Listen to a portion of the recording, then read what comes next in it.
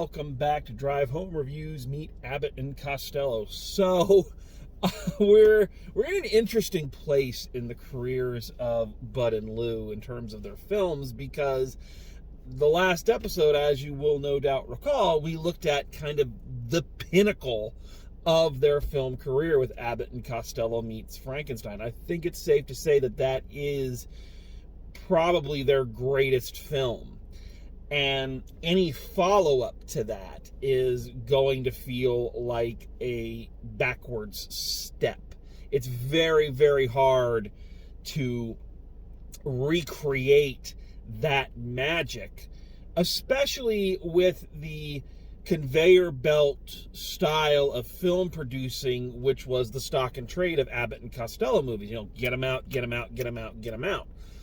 We talked about this a little bit way back with Buck Privates, and then the original follow-up supposed to be Hold That Ghost, which was then put on hold to make room for In the Navy to capitalize on the success of the service picture. Well, the same thing is kind of in play here. So Abbott and Costello meets Frankenstein comes out. It is a monster hit, no pun intended, or actually I think a pun intended, really, if I'm being honest. And I believe Mexican Hayride had not gone into production yet. It was just about to, but they'd already kind of had the planning and everything done. So they didn't, again, have that time to really look at the success of what had happened and then try to duplicate it. They were already knee-deep into the production on this film, so they kind of had to ride it out. From what I understand, kind of the big story on this film is that the success of Abbott and Costello meet Frankenstein had an effect on the production of this film. However, it was mostly negative in nature, unfortunately. See, what happened is, of course, A and C Meet Frankenstein hits. It is a huge smash, and Bud and Lou, not unfairly, believed that they were worth more than what the studio was paying them. Keeping in mind, they were fairly well paid during their time. Now, again, this is towards the latter half of their career. I don't believe they're getting as much as they were getting in the early days, but they were still pretty high up on the pay scale. But saying, hey, I just made you a monster hit, and, you know, I feel I deserve a little bit more compensation, I don't feel that is out of the realm of possibility. I don't feel they are being unreasonable. They also had some other demands that we're going to talk about here in a second.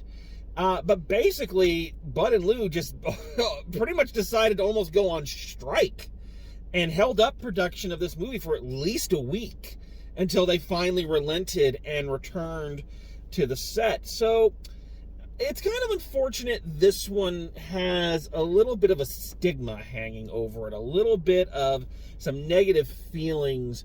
I don't think any of that really comes off on screen, but it is definitely noteworthy when you consider the fact that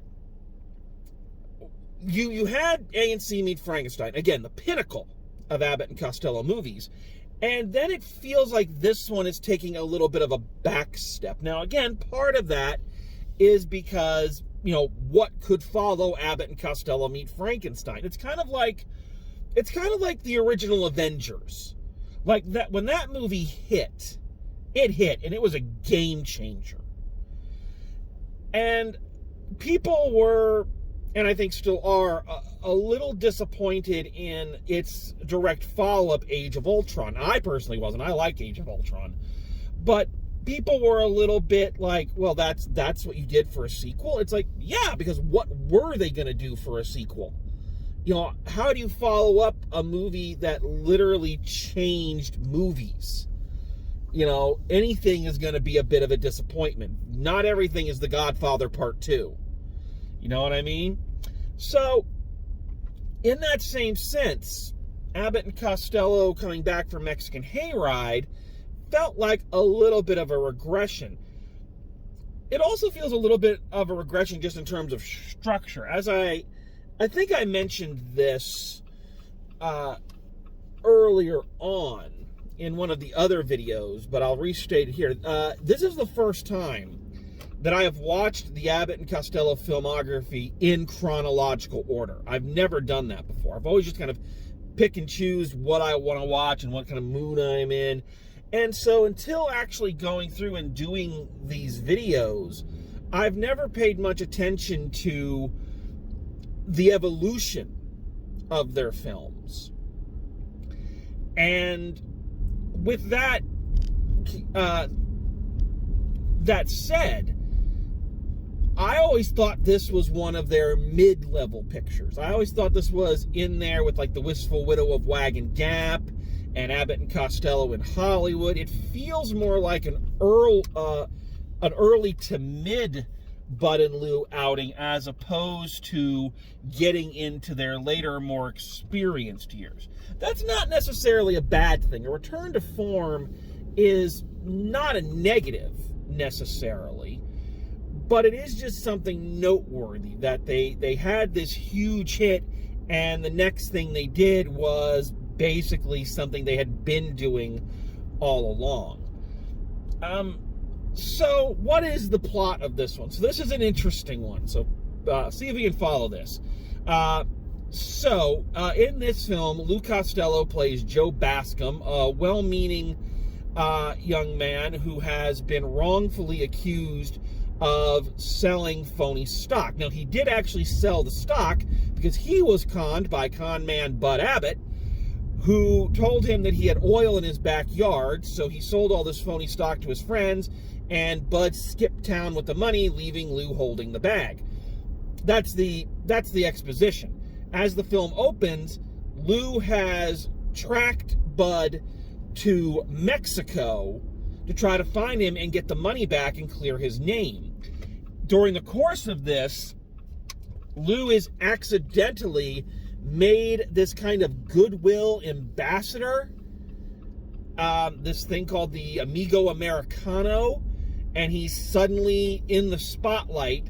So he is trying to avoid the cops, taking advantage of being in the spotlight to try to make the money back that he lost. So Bud is now pawning him off on a phony silver mine as opposed to a phony oil field. Lou is completely oblivious about this, and it's only a matter of time before the cops catch up and there's chases and all this other stuff. So a fairly typical Abbott and Costello plot with a few minor alterations. First off, this is one of the interesting films, and we really haven't seen anything like this since Little Giant, where Abbott and Costello are not a team in this film. So Little Giant, Time of Their Lives, things of that nature. They have a lot of their scenes together and they do a lot of their bits, but their characters are not friends or are not partners. They are diametrically opposed. They are opponents in many cases. I'm sorry about the glare. See if I can do something about that. That's an interesting dynamic right away, is that they are not working together in this. They are working for opposite goals, which is interesting because that's not normally the way these films are laid out. So going back to some of the debates and some of the issues that they were having with the studio, aside from their pay, Bud and Lou had a couple of other demands they wanted met by the studio. Lou's big one was the desire for better co-stars and the feeling that they had been kind of saddled with a lot of day players, and a lot of B and C level actors to kind of round out their casts. Now, that's interesting because it is true. Abbott and Costello had always had kind of those contract players who, appeared here and there, but really very few of them went on to named careers. A lot of them had very distinguished careers and worked for a long time because they were character actors, but very few of them had long-term named careers. These weren't people that you saw and went, oh, it's this person. And Lou wanted to do films with more established talent. And they had proven with Abbott and Costello Meet Frankenstein that that was possible. Because I don't believe for a second that Abbott and Costello Meet Frankenstein would have been anywhere near as popular or anywhere near as successful if they had just said, we don't need Bela Lugosi, we can just go get some other guy to play Dracula. Or same thing with Lon Chaney. Now, again, neither one of those guys were big-name stars at the time. You know, they were big in their genres, but they were typecast. But they still had name value for their genre. There we go. There's the glare. Sorry about that. Again, part of the problem of doing these during the day. So, there is an argument to be made that if given stronger co-stars, that maybe these films would have been a little bit higher in prestige. I think a lot of people still saw Abbott and Costello films as disposable B-reel pictures and not, you know, the marquee attraction. Abbott and Costello had also proven that they could work with the A-list on their radio show. They had all of the big stars on their radio show. Lauren Bacall,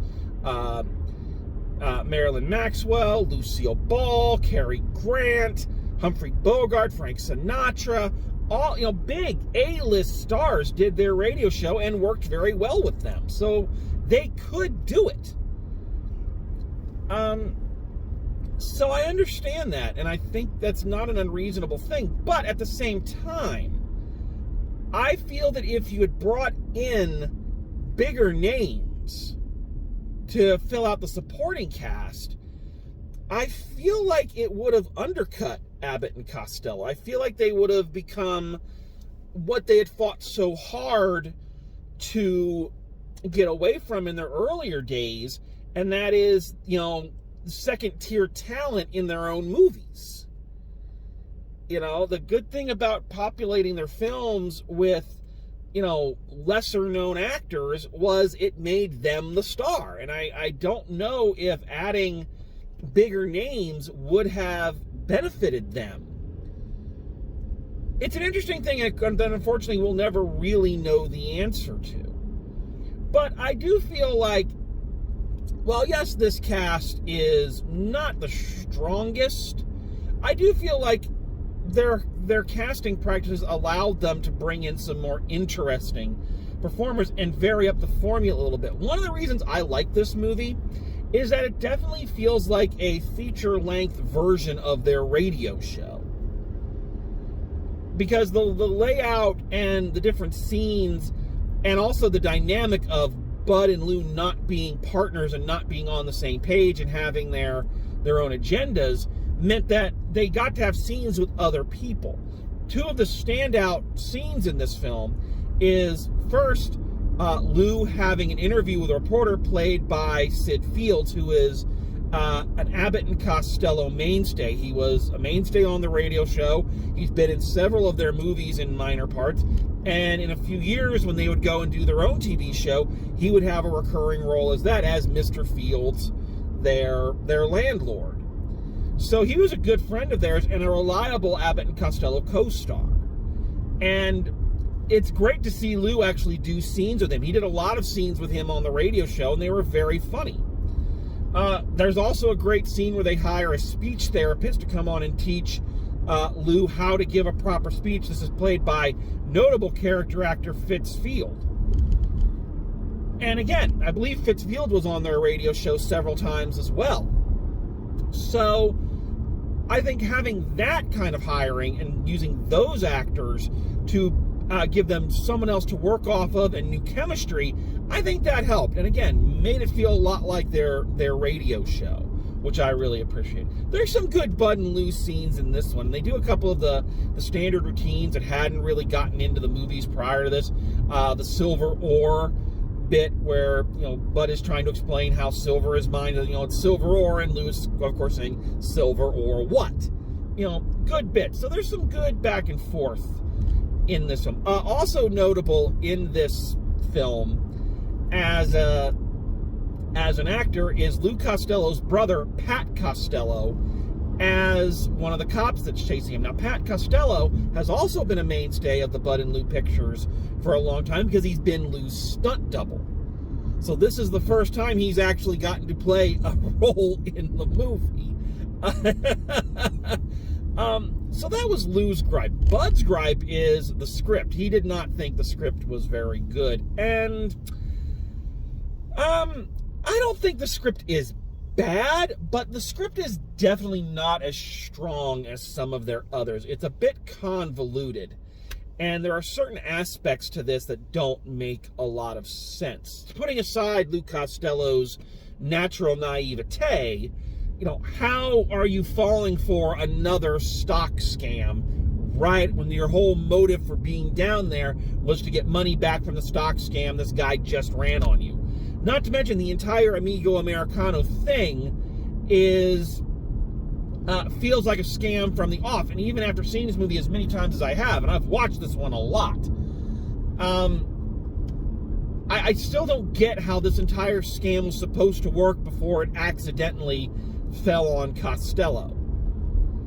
So the script, while I don't think is a mess, I think the script is just not as strong. Now, part of that could be that this is in fact an adaptation. So this film is an adaptation of a Cole Porter musical by the same name. And it has basically been completely rewritten for an Abbott and Costello vehicle. I've never seen the stage version, but from what I understand, the play version focuses more on the character of Montana, who is a female bullfighter. In this film, she's Lou Costello's former girlfriend, who has gone to Mexico to start a new life as a bullfighter, as you do. And she accidentally makes Lou the Amigo Americano when she throws her hat at him because she's so mad. In the play version, from what I understand, Joe Bascom is not an innocent con man, but he is an actual con man. The plot follows kind of the same basic structure of him accidentally being made the Amigo Americano in the exact same way, only the rest of the story is Montana and her love interest trying to outwit Joe and the Bud Abbott character. So this movie has been completely rewritten. Not only that, okay, this is one of these things that really is just crazy to me. This is one of those weird ironies of life. So as I've been saying from almost the very beginning of these reviews, is that one of the things I had the hardest time with in the early set of Abbott and Costello musical movies were all the musical numbers. All these musical numbers that came out of nowhere and added nothing to the plot, and in some cases stopped the plot dead to have them. So now you have this film, which is based on a musical. Not just any musical. This is a Cole Porter musical. Cole Porter being one of the most important and influential songwriters, not just in Broadway history, but in American music history. Okay, this guy's influence is not to be understated. Now, granted, Mexican Hayride is not one of his more popular works. This is not Anything Goes.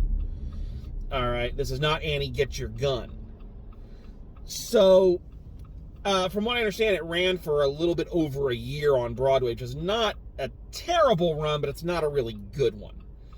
But at any rate, you have a Cole Porter musical. So what do you do with it? You rewrite it, and you do not include a single one of the original Broadway songs in it. There is one song in this movie, and it is not in the stage show. And it is not a very good song. It is this weird kind of comedic love song for the this female con artist who's working with Bud, played by Luba Molina, where she's singing to Lou, you know, should I stay or should I go? It is a terrible song, and I'm sure she was a wonderful woman. I'm sure she was a very talented woman, but singing was not her strong suit. She reminds me very strongly of that woman in Casablanca who's playing the guitar and going, like, oh God, bring Sam back. So I don't understand the logic of buying the rights to a Cole Porter musical and then not putting any Cole Porter songs in it. That makes no sense to me. Oh, I just recently reviewed the movie version of the film, of the musical Dear Evan Hansen, and one of the things that I've heard other people criticize is that they've cut a lot of songs or they've rewritten a lot of things from the original, from the stage production. It's like, yeah, that may be true, but I bet they didn't rewrite the entire story to make it about one of the minor characters and then not use any of the songs from it, but instead wrote a new one, which is terrible. So yeah. I think it's fair to say that Mexican Hayride is an uneven film. It's not terrible. It is not a bad film by any stretch of the imagination. It's still fun. It's still entertaining. It's still enjoyable. Bud and Lou are kind of riding the high of their Meet Frankenstein success, and you can kind of see that they still feel kind of fresh and a bit rejuvenated from where they had been in previous films, and I think that's because they're coming off such a huge success. They're feeling reborn. But I would also be lying if I said it was one of their A pictures. I think at most it's a B+ player. But I must say, before we wrap up, that this film does hold a very special place in my heart, and there's a reason I really, really love this film. I remember I was in junior high, 8th grade, I think, and I got really sick. Like, I got a really bad flu. And I was out of school for about a week.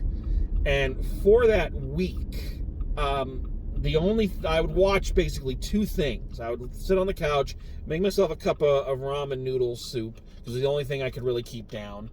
And I would watch one of two films. The first was Wayne's World, because it was on HBO, and it just ran continuously. So I must have seen Wayne's World about 10 times at least during that down period. And the second was Mexican Hayride. I have no idea why I selected Mexican Hayride. It's just one of those things. You woke up, I wasn't feeling good, and I said, I want to eat a cup of soup and watch Mexican Hayride. I don't know why, but I did. And I did that for like 3 days. That was my lunch movie. I'd put Mexican Hayride on. So this film has kind of one of those, it's comfort food for me. Everybody kind of has their sick movie, their film that makes them feel better when they're not in a good place or when they're not feeling well. And for me, when I'm feeling really ill, my kind of go-to relaxation movies are still Wayne's World and Mexican Hayride. So I have a lot of affection for this movie. Again, even though it is not the best. Kind of like this glare. It's not the best. So yeah. But be that as it may, it is not a bad outing for Bud and Lou. Not quite reaching the heights with Meet Frankenstein, but again, what could? So that's my take on Mexican Hayride. So when we return, when Abbott and Costello meet Drive Home Reviews once again, we're going to take a look at one of the films that Abbott and Costello made independently of Universal. And one of the two-part double feature that I lovingly refer to as Baby's First Abbott and Costello. So we have gone from Mexico, and now we will travel to deepest, darkest Africa as the boys encounter some Africa screams. I haven't seen this one in a while, and I have a feeling it's going to be problematic. So let's all buckle our seatbelts and get prepared to join Abbott and Costello for Africa Screams. So thank you very much for joining me. Thank you for enjoying these videos. And as always, drive safe, and I will see you at the movies.